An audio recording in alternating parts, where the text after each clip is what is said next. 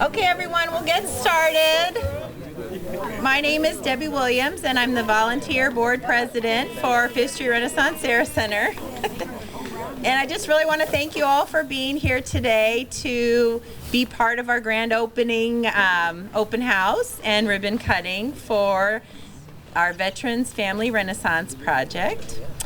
This is the first permanent supportive housing project for veterans and veteran families in Springfield, and it's been quite a long time coming. And we do have a couple of special speakers here today, but we're going to keep the program pretty short. Behind me, you have our wonderful staff of Fifth Street Renaissance.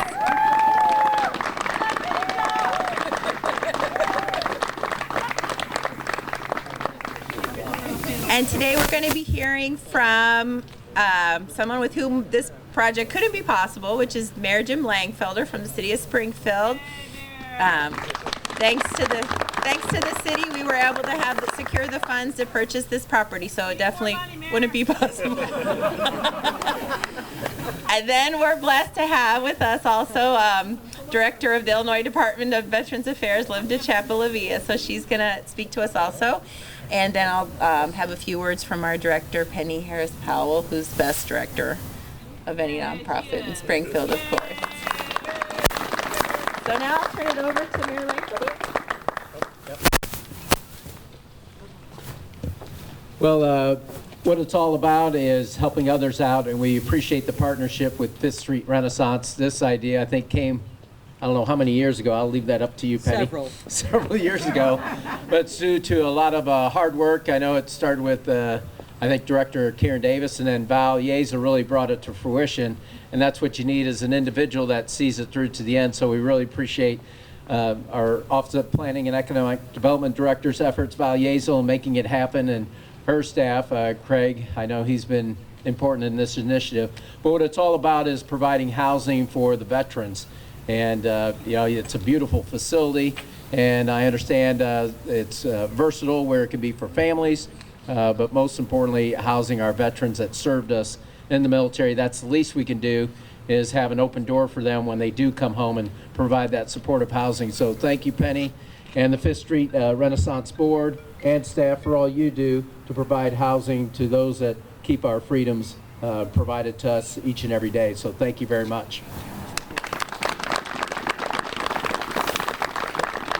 And Director Chapalavia, we really appreciate. Get more money. Yeah, we appreciate you taking. She's bringing money from the state. How about that? No, we really appreciate all your efforts, you're a great director, and you know that because they're active. They're in our community, and we really appreciate you bringing that awareness to the forefront. So thank you for being here. Thank you, Mayor. This is like my second home. It really is. Good afternoon. I'm Linda Chapalavia. Thank you for having me. I am a veteran also. I'm honored to be here on behalf of not only our 43rd governor of the state of Illinois and the First Lady MK, but also Lieutenant Governor Juliana Stratton and the 1,200 employees that I have, and close to the 500,000 veterans we have in the state of Illinois. So it's with total humility I'm here. Thank you, Mayor. And if we have any other elected officials, if they could raise their hand, just being recognized. Alderman McNimmons. Alderman McNimmons. 30 years. 30. Thank you, sir. Thank you for your service. I'd also like to recognize the rest of our military. I'm sorry, Forrest Turner? Doris Turner. Doris. She had to leave. Okay, but she was here also. If we could recognize all the other military in our audience, if you could stand or wave your hand, ma'am, to show that you served. Thank you. Thank you for your service to our country. Thank you. And I'd just like to say we are having a flagpole donated here, so that's why we're not doing the pledge, unfortunately, today, or honoring our flag today. But it is coming, and hopefully next time we all meet, it'll be here. So I'm sorry about not having that today. I'm so happy to see the facility actually opening finally. We've been to the Renaissance, and that's a phenomenal program, and you guys have done an outstanding job. But this will be Springfield's first permanent supportive housing for homeless female veterans and their families. And it will advance two causes near and dear to my heart that I'm passionate about, is empowering women, female veterans, and ending veteran homelessness. I often say it's pretty disgusting in this country that we have homeless veterans, so I'm so excited to help and support this program. There are about 50,000 veterans that are female in the state of Illinois, and across the country, the female veterans who've served in World War I, Korea, Vietnam, after 9/11, even more women have joined the military. And in fact, the highest percentage of women in veterans are post 9/11 veterans. So we have a lot of women coming back. So thank God for our women too. Every one of those women have a story. Each of these stories confirm what we've always known. When women fight and serve alongside men, we display just as much valor and earn just as much honor. And when they come home, they deserve just as much respect. Women have served in the military since the Revolutionary War, but we haven't always acknowledged that service. Our country still does not do enough to meet the women's needs in our country and that have served. Women are often called the invisible veterans, because even within our own ranks, and I told the story earlier, when I enlisted back a long time ago in '87, and went through, I was an E1 and then went through ROTC and then became a commissioned Army officer. Because I spoke any Deutsch, they wanted to send me behind a desk in Germany, and I wanted to be on the battlefield. And I did not know until 2013 we were actually able to be there. I grew up in a time where my dad said I could be as good as anybody else, and I wanted to make sure I did that. So it's pretty amazing how much guilt we have as women that served because we weren't able to serve on the battlefield alongside the other men. So I give great acknowledgement to those who have served before me. Women are often made to feel unwelcome in spaces dominated by male veterans. Sometimes they're told to go to auxiliaries instead of getting a seat at the table. Many veteran support centers aren't equipped to serve women and their needs. That invisibility has consistencies.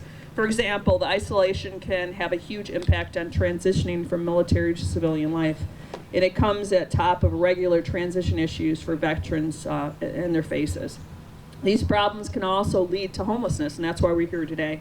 So I'd like to acknowledge, I could be a lot longer in my tooth, but I won't. Not only the efforts of the organization doing it, and all the board members, if you can raise your hands, because without you, we would not have this. Because our board members, you do it out of the kindness of your heart. You don't do it because you get a paycheck to do it. So thank God for you, every one of you, and the money that you do bring to the table and all the support. But you are, to date, one, if not two, but I can only think of one institute in the state of Illinois that is for female veterans and their families. So you guys are awesome. So good luck. I will be here at your side. There's applications. You can get some dollars, I think. I can't tell you where or when. Did I get in trouble? There's a lot of stuff going on there. But God bless you. May God provide you with all the resources that you need, and every one of you that volunteers or give dollars or support, know that you're changing generations. It's not just that female veteran. It's the children that see that caring and loving and American people that want to keep serving our nation. So thank you very much. God bless.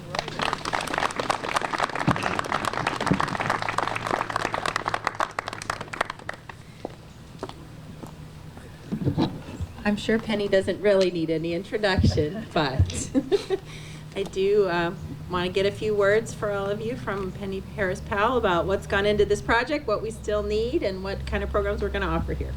Yay!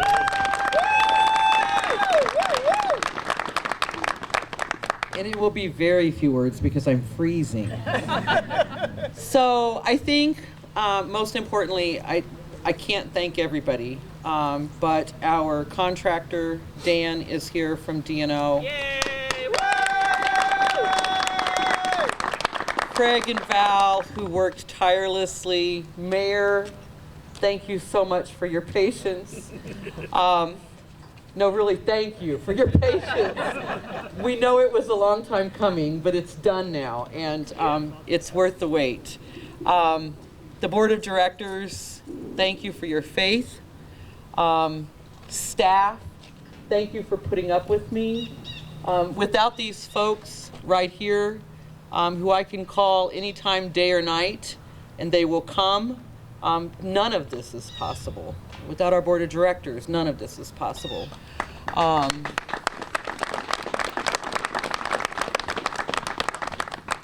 A little bit about the project. So the project kind of came to be because we opened a male transitional shelter, as most of you know, in 2012.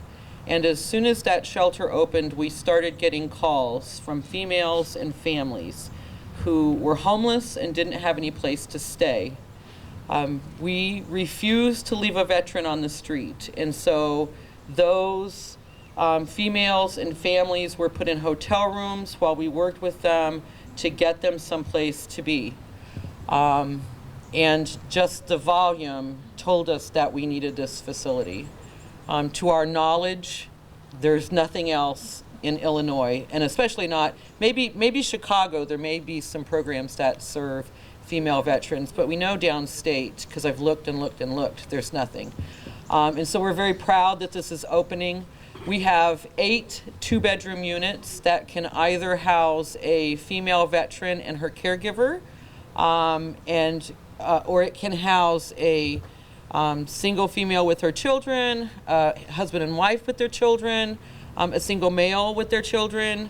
So it is really to serve the folks that are not able to be served elsewhere. If you don't know, in Springfield, to be a homeless family, the man goes to one shelter and the women and children go to another shelter. So what is meant to put people back on their feet is actually dividing families. And we don't want that to happen anymore. So when a family comes in, or a female veteran comes into the program, they're going to be assessed for their needs. We are very holistic in our programming, so whatever their needs are, whatever their barriers are to independent living, we're going to address those. For some, it will be combat related. For others, it'll be mental health issues, disability, substance abuse issues. It could be any number of things, and most often it is a combination of things. So we have our work cut out for us, but we're ready to rise to the challenge as we did in our other veterans program. We are still in need. The program, or the building is beautiful, but we still have work to do. We're still working to raise funds to put a fence around the property. We need to install a security system with cameras. I need to put a laundry room in the back. We need to finish the landscaping. So there's still work to be done. We'll continue to count on our community and our city to help us get there, and we're going to get there. So thank you for coming. We're very proud. We're glad you got to see it. And please mingle and. We're gonna cut the ribbon. So next, I'd like to call our speakers and our board and staff over, and we'll do a quick ribbon cutting. So it'll be officially open and dedicated. Yay!